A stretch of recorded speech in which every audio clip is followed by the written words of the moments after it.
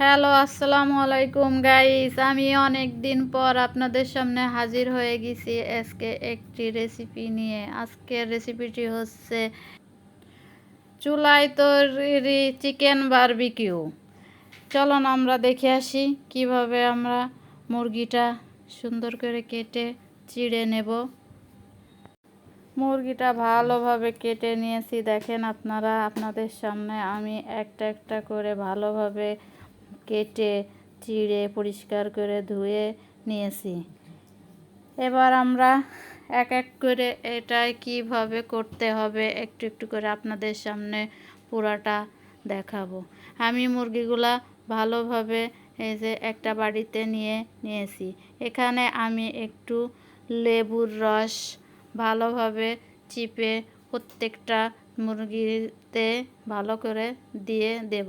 আমি এখানে কয়েক টুকরা লেবুর রস নিয়েছি। এখানে আপনারা চাইলে লেবুটা আগে থেকে চিপে রস বের করে নিতে পারেন। আমি আপনাদের সামনে টুকরা টুকরা করে লেবুটা রস বের করছি, এজন্যই আমার ভিডিওটা একটু বড় হয়ে যাচ্ছে। আপনারা কিছু মনে করবেন না। লেবুর রস নিয়ে ভালোভাবে আমরা এবার মুরগিটা মাখিয়ে নেব। প্রত্যেকটা অংশে যেন লেবুর রসটা আমরা মিশাইতে পারি। দেখেন, এইভাবে মাখিয়ে নিলে লেবুর রসটা প্রতিটা অংশে মাখিয়ে নেওয়া হবে। আমাদের মুরগিটা এবার মাখানো হয়ে গেল। এবার আমরা চলে যাব পরবর্তী স্টেপে। আমি একটা বাটি নিয়ে ওখানে পরিমাণ মতো টক দই দিয়ে দিয়েছি। এখানে আমি টক দইয়ের ভিতরে একটা একটা করে মশলা দিব। প্রথমত আমরা এখানে 1 চামচ রসুন বাটা দিয়ে দিচ্ছি। তারপর আমরা দিয়ে দেব আরও আদা বাটা। এখানে 2 চামচ শুকনা মরিচের গুঁড়া দিয়ে দিচ্ছি। এরপর দিয়ে দেব হলুদের গুঁড়া।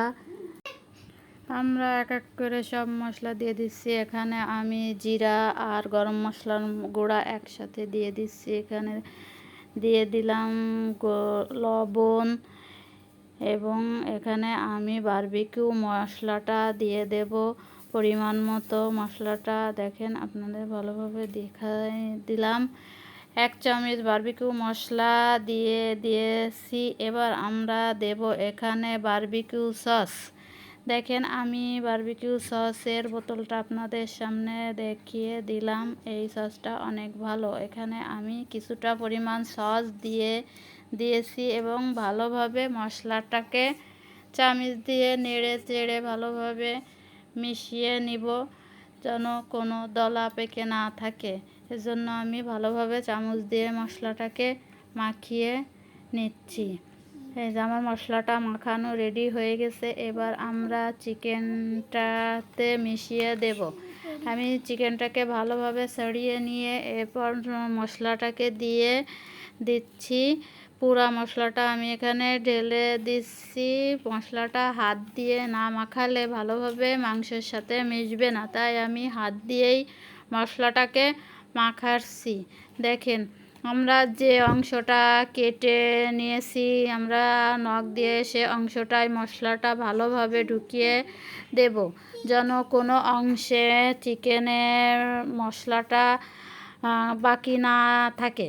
আমরা সেজন্য ভালোভাবে মশলাটাকে মাখিয়ে নিয়ে দেখেন আমার মশলা মাখাটা হয়ে গেছে। এবার আমি পলি দিয়ে ভালোভাবে বাটিটাকে ঢেকে রেখে দিলাম 4 ঘন্টা। যার যেমন হাতে টাইম থাকে সে সেরকমভাবেই রাখবেন। আমি 4 ঘন্টা পরে ফিরে আসছি। এবার আমি আপনাদের সামনে আমার চিকেনটার অবস্থা দেখাবো। দেখেন, আমার চিকেনটা সুন্দরভাবে সেট হয়ে গেছে মশলার সাথে। এবার আমরা এখানে ভালোভাবে হাত দিয়ে ছড়িয়ে এখানে কিছুটা তেল দিব। আমি এখানে আগে তেল দিইনি। আগে তেল দিলে মশলাটা মাংসের সাথে ভালোভাবে মিশবে না, তাই আমি এখন পরিমাণ মতো সয়াবিন তেল দিয়ে মাংসটা ভালোভাবে আবার আরেকবার মাখিয়ে নেব।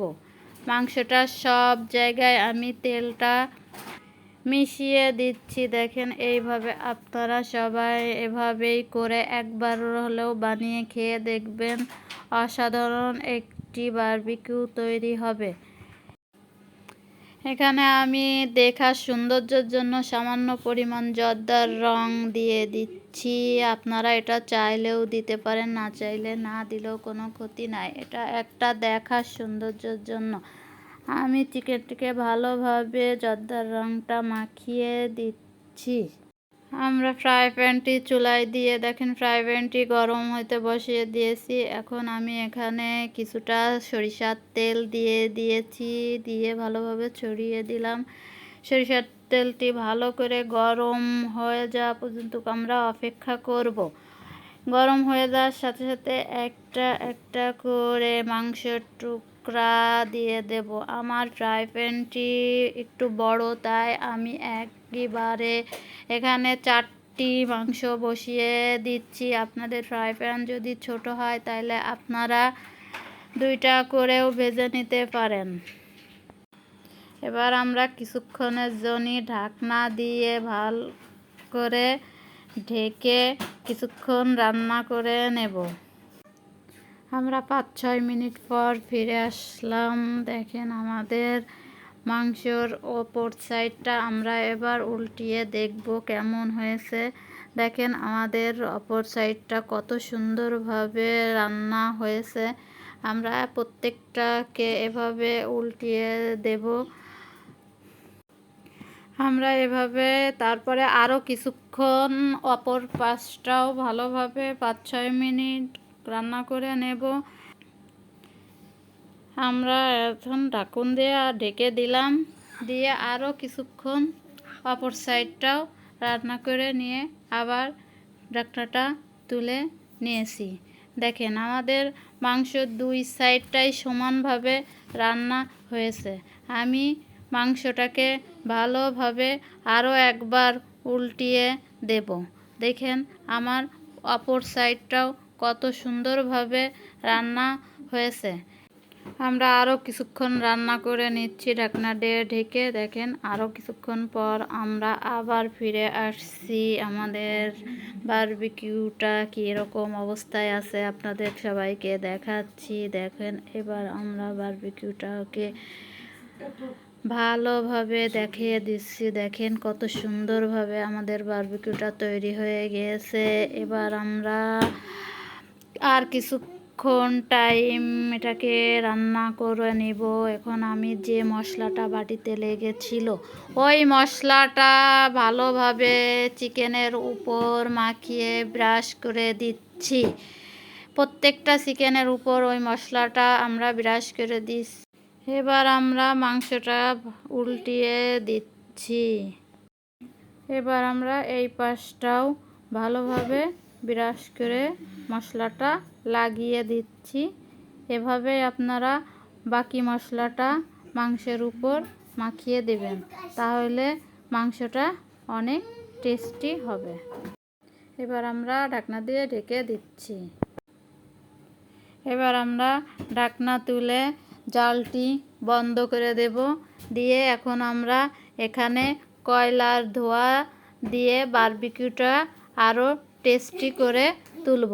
এখন আমি কয়লাটি জ্বালিয়ে এখানে ছোট্ট একটা বাটির ভিতরে বসিয়ে এখানে কিছু পরিমাণ সরিষার তেল দিয়ে দিয়েছি। দেখেন আমাদের কয়লার থেকে ধোঁয়া উঠছে। আমি এবার এই কয়লার ধোঁয়াটাকে ভালোভাবে ছড়িয়ে দেওয়ার জন্য ঢাকনা দিয়ে ঢেকে দিয়েছি, এবং ঢাকনার যে ছিদ্রটা আছে এই ছিদ্রটাও আমি বন্ধ করে দেব। আমরা কিছুক্ষণ পর ঢাকনাটা খুলে নিয়েছি। দেখেন আমাদের বারবিকিউটা রেডি হয়ে গেছে। এখন আমি কয়লাটি সরিয়ে নিয়েছি। একে একে আমি সবগুলা চিকেন বারবিকিউ তুলে নিচ্ছি প্লেটে। দেখেন আপনাদের সামনে চিকেনগুলা তুলে নিচ্ছি। আমি আজকের মতন এখানেই বিদায় নিচ্ছি। পরবর্তী কোনো ভিডিওয় আবার দেখা হবে। আল্লাহ হাফেজ।